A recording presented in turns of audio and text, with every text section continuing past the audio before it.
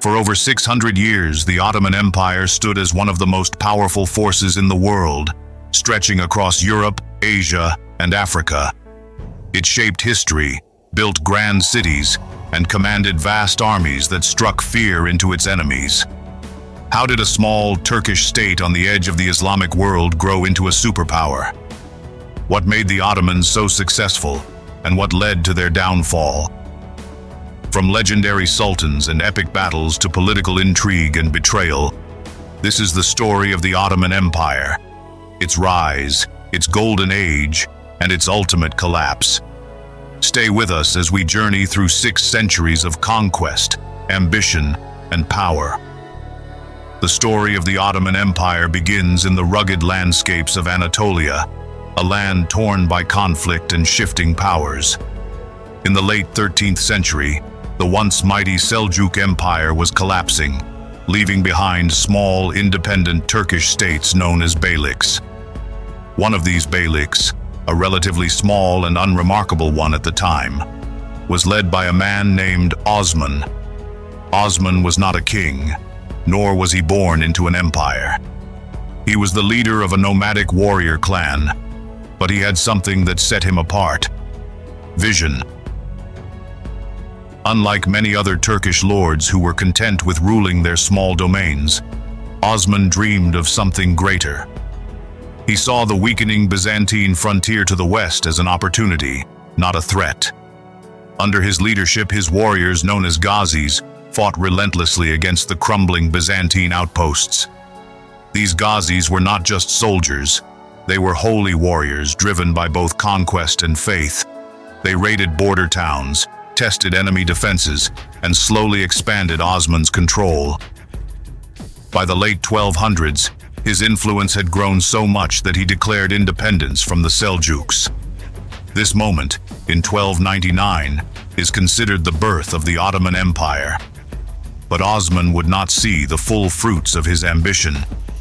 It was his son, Orhan, who would take the small Ottoman state and turn it into a rising power.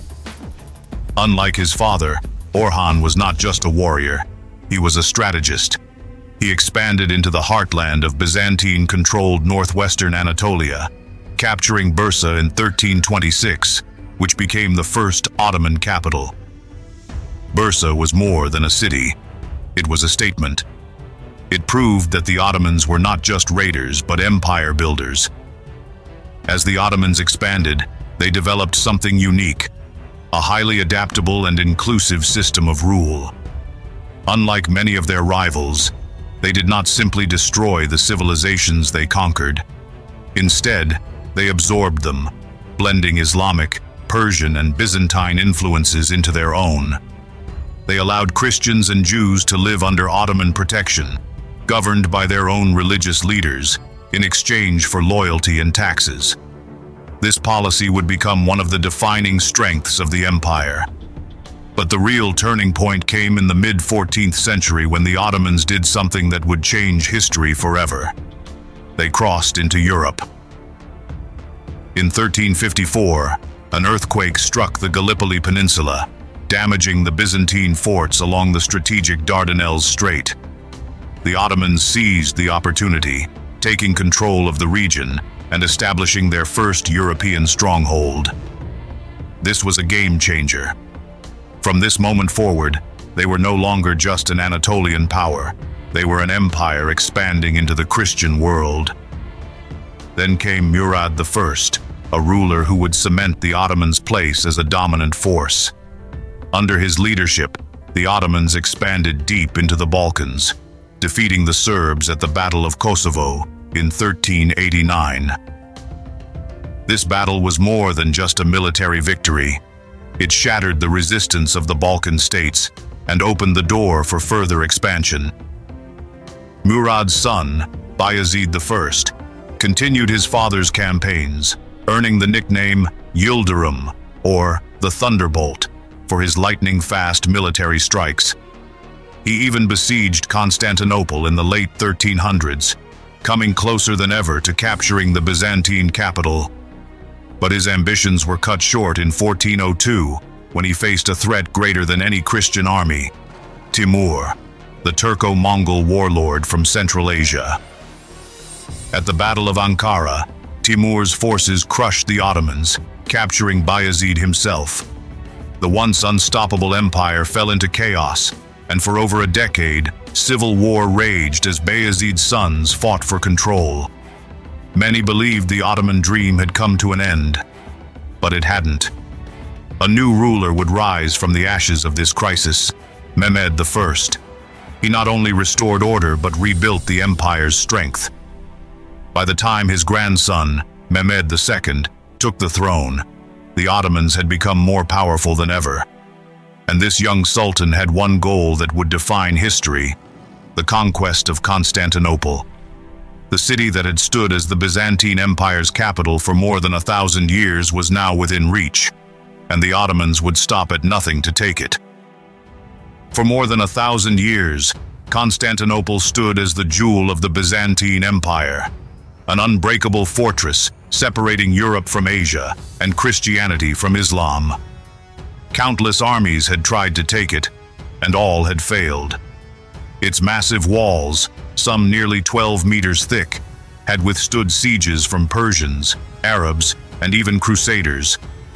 But in 1453, a young and ambitious Ottoman sultan was determined to succeed where so many had failed. His name was Mehmed II, but history would remember him as Mehmed the Conqueror. At just 21 years old, Mehmed had a vision: to make Constantinople the new capital of the Ottoman Empire.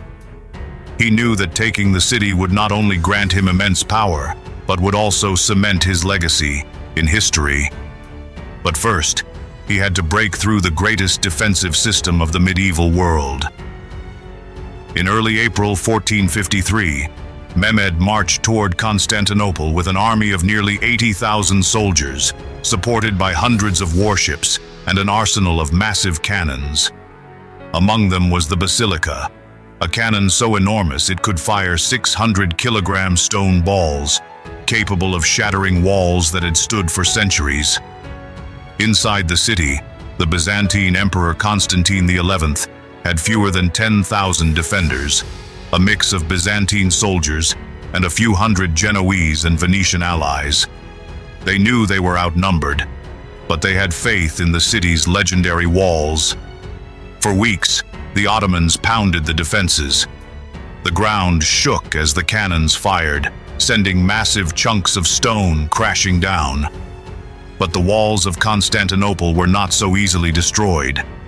Each night, the defenders rushed to repair the damage, keeping the city standing. But Mehmed was relentless. He ordered his fleet to blockade the city, cutting off supplies. When the Byzantines tried to reinforce their harbor using a massive iron chain, Mehmed did the impossible. He hauled his ships over land, rolling them on greased logs to bypass the blockade. The Byzantines were stunned. The Ottomans now had warships inside the Golden Horn, attacking from multiple sides. By May 29, 1453, after nearly 2 months of brutal bombardment, Mehmed launched his final assault. Waves of Ottoman soldiers charged the battered walls. The Byzantines fought desperately, holding them back as long as they could. But in the chaos, the unthinkable happened. A small gate in the walls, the Kirka Porta, was left unlocked. Ottoman troops stormed through and the defense collapsed. As the enemy poured in, Emperor Constantine XI refused to flee. According to legend, he tore off his royal insignia and charged into battle, dying alongside his men. By dawn, Constantinople had fallen. The great Byzantine Empire, which had once ruled the Mediterranean, was no more. Mehmed rode through the streets, taking in the sight of his new capital. As he entered the great Hagia Sophia, he declared it a mosque, symbolizing the dawn of a new era. Constantinople was now Istanbul, and the Ottoman Empire had become a true world power. This victory was more than just the fall of a city. It marked the end of the Middle Ages and the beginning of the Ottoman Golden Age. But with great power came great challenges. The empire would soon reach its peak, ruling over vast lands and cultures. But how long could it last? The Ottoman Empire, with the conquest of Constantinople, had cemented itself as a dominant force. But its greatest era was still ahead. Over the next 2 centuries, the Ottomans would expand their borders, build architectural wonders, and develop a system of government that would hold together a vast and diverse empire. At the heart of this golden age was one man, Suleiman the Magnificent. In 1520, Suleiman ascended the throne, and under his rule, the empire reached its peak. He was not just a warrior, he was a reformer, a patron of the arts, and a lawmaker. Known as Kanuni, or the lawgiver, in the Islamic world, he transformed the Ottoman legal system, ensuring justice for Muslims, Christians, and Jews alike. But it was on the battlefield that Suleiman truly earned his reputation. He expanded the empire deeper into Europe, taking Belgrade in 1521, crushing the Hungarian army at the Battle of Mohacs in 1526, and even laying siege to Vienna in 1529.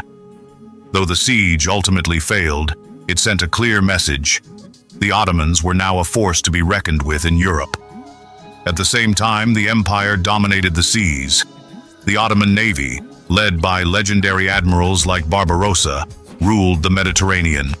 They crushed Spanish and Venetian fleets, secured North Africa, and even raided the coasts of Italy. But military power was only part of the Ottomans' success. The empire thrived on trade, controlling major routes between Asia and Europe. The bustling bazaars of Istanbul, Cairo, and Damascus overflowed with goods: silk from Persia, spices from India, and coffee from Arabia. The Ottomans connected the world in ways that few had before. This era also saw a cultural renaissance. Istanbul transformed into a city of art and architecture, filled with breathtaking mosques, palaces, and schools. The greatest of these was the Süleymaniye Mosque, an architectural masterpiece designed by Mimar Sinan, the empire's chief architect. The Ottomans also revolutionized governance. The millet system allowed different religious communities to rule themselves under their own leaders, preventing internal conflict. Meanwhile, the Janissaries, the elite corps of soldiers taken from Christian families and trained from childhood, became the backbone of the Ottoman military. By the late 16th century, the empire stretched from Hungary to Yemen, from Algeria to Iraq, ruling over tens of millions of people. It was one of the most powerful empires in history. But as with all great powers, its golden age would not last forever. Beneath the surface, cracks had already begun to form. Corruption, intrigue, and military stagnation would slowly eat away at the empire's strength. And soon, the Ottomans would find themselves on the defensive against a rising Europe. For centuries, the Ottomans were unstoppable. Their armies crushed their enemies, their wealth flowed from every corner of their vast empire, and their sultans ruled with absolute authority. Beneath the surface, the Ottoman Empire was beginning to weaken. The same system that had once made it great would now lead to its slow and painful decline. The first warning signs came in 1683, when the Ottomans launched their second siege of Vienna. This time, they were not facing a divided Europe, but a united Christian coalition. After 2 months of relentless fighting, an army led by the Polish king John III Sobieski shattered the Ottoman forces, pushing them back into the Balkans. It was the beginning of a new reality. The Ottomans were no longer expanding. They were on the defensive. Internally, the empire faced even greater problems. The once mighty Janissaries, the elite Ottoman soldiers, had grown corrupt. Originally taken as boys from Christian families and trained into an unstoppable force, they had now become lazy, refusing to modernize or reform. Instead of protecting the empire, they meddled in politics, overthrowing sultans and blocking attempts at change. Meanwhile, the empire's economy was crumbling. In the early days, the Ottomans controlled the richest trade routes between Asia and Europe. But by the 18th century, new sea routes discovered by European explorers had made Ottoman-controlled land routes less important. The empire was no longer the center of global trade. It was being left behind. At the same time, Europe was advancing.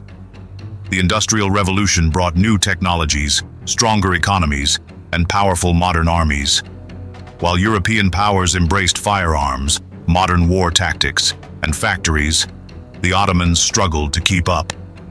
Their military, once the most feared in the world, now lagged behind the armies of Britain, France, and Russia. By the early 19th century, the empire was crumbling from within. Nationalist movements swept through the Balkans as peoples who had lived under Ottoman rule for centuries now wanted independence. Greece revolted in 1821, followed by Serbia, Romania, and Bulgaria. One by one, the Ottomans lost control of their European territories. To make matters worse, the empire was now caught in the middle of European power struggles. The Russians, longtime Ottoman rivals, saw an opportunity to expand southward, launching wars to seize control of Ottoman lands. The British and French, fearing Russian expansion, sometimes came to the Ottomans' aid, not out of loyalty but to maintain the balance of power in Europe. By the mid-19th century, the empire had become known as the sick man of Europe. Its leaders desperately tried to modernize. The Tanzimat reforms introduced new schools, railroads, and a modern legal system. The empire even adopted a constitution in 1876, an attempt to create a more Western-style government. The Ottomans were running out of time. Their economy was in massive debt to European banks, their military was outdated, and nationalist uprisings continued to weaken them. By the dawn of the 20th century, the Ottoman Empire was barely holding itself together. Once a superpower that ruled vast territories across 3 continents, it was now a weakened state, plagued by internal strife, economic collapse, and the growing ambitions of European powers. But it was not just external enemies that would seal its fate. The empire was about to be torn apart from within. In 1908, the Young Turks, a group of revolutionaries, forced Sultan Abdul Hamid II to restore a constitutional government, hoping to modernize the empire and save it from collapse. At first, there was hope. Parliament was reinstated, and reforms were promised. But the empire's deep-rooted problems were not so easily fixed. Ethnic tensions boiled over, with different nationalities, Arabs, Armenians, Greeks, and Kurds, demanding autonomy. Then, in 1914, disaster struck. The Ottomans made a fateful decision to join World War I on the side of Germany and Austria-Hungary. The empire hoped that a victory would restore its lost territories and revive its power. Instead, it led to its destruction. The war was brutal. Ottoman soldiers fought on multiple fronts, from the Caucasus against Russia to the Middle East against British and Arab forces. The empire suffered catastrophic defeats. In 1915, British and Anzac forces landed at Gallipoli, aiming to seize control of the Dardanelles. Though the Ottomans, under the leadership of Mustafa Kemal, later known as Ataturk, won a heroic victory there, elsewhere, the empire was crumbling. One of the most devastating blows came from within. In 1916, an Arab revolt, backed by the British and led by T.E. Lawrence of Arabia, erupted in the Hejaz. Ottoman rule in the Arabian Peninsula disintegrated as Arab forces captured key cities like Mecca and Damascus. By 1918, the war was lost. The Ottomans, alongside Germany and Austria-Hungary, surrendered to the Allies. The empire was shattered. In the aftermath, European powers carved up its lands. Britain took control of Palestine, Iraq, and Jordan. France seized Syria and Lebanon. The once great empire was now nothing more than a fragmented, occupied territory. But the final blow came in 1919, when the Greeks invaded Anatolia, aiming to reclaim former Byzantine lands, including Smyrna, modern-day Izmir. This invasion sparked a nationalist movement led by Mustafa Kemal Ataturk. a former Ottoman general who refused to let his homeland be divided by foreign powers. Ataturk led a fierce war of independence from 1919 to 1922, rallying Turkish forces against Greek, Armenian, and European occupations. After years of bloody conflict, he emerged victorious. The Greeks were expelled, foreign powers withdrew, and in 1922, the Ottoman Sultan Mehmed VI was forced into exile. On October 29, 1923, the Ottoman Empire was officially no more. In its place, Mustafa Kemal Ataturk proclaimed the Republic of Turkey, a modern, secular state built on new foundations. The last remnants of the Ottoman dynasty faded into history. For over 600 years, the Ottomans had ruled vast lands, shaping cultures, economies, and religions across continents. They had risen from a small Anatolian beylik to one of the greatest empires in human history. Though the empire itself is gone, its impact on the world is undeniable. For over 6 centuries, it shaped the political, cultural, and economic landscape of the regions it once ruled. Even today, the empire's legacy can still be seen across the Middle East, the Balkans, and beyond, where Ottoman-era mosques, palaces, and markets still stand. The legal and administrative reforms introduced during the later years of the empire helped form the foundation of the modern Turkish state. Its millet system, which allowed different religious groups to govern themselves, influenced the development of modern multicultural societies. In countries like Bosnia, Albania, and Lebanon, Ottoman traditions still shape daily life. The Ottomans also left their mark on law, governance, and trade. The empire's legal codes, based on a blend of Islamic law and local customs, influenced modern legal systems in parts of the Middle East and North Africa. Its control over major trade routes connected Europe with Asia, fostering economic exchange that helped shape global markets. Culturally, the empire was a powerhouse. Ottoman art, literature, and music blended elements from the Islamic world, Byzantium, and Europe. The stunning Blue Mosque, Topkapi Palace, and Suleimaniye Mosque remain some of the greatest architectural wonders in history. The Ottoman Empire was more than just a dynasty. It was a civilization, and though its rule has faded, its impact will never be forgotten. History remembers the rise and fall of great empires, but true power lies in the legacies they leave behind. That wraps up our story of the Ottoman Empire. If you have an idea for a video, please leave it in the comments, and I will try and get it published as soon as I can. I hope you have enjoyed this video. You may also like this video about the rise and fall of the Roman Empire. If you haven't already, please help support this channel by subscribing. Your support is greatly appreciated. See you in the next video.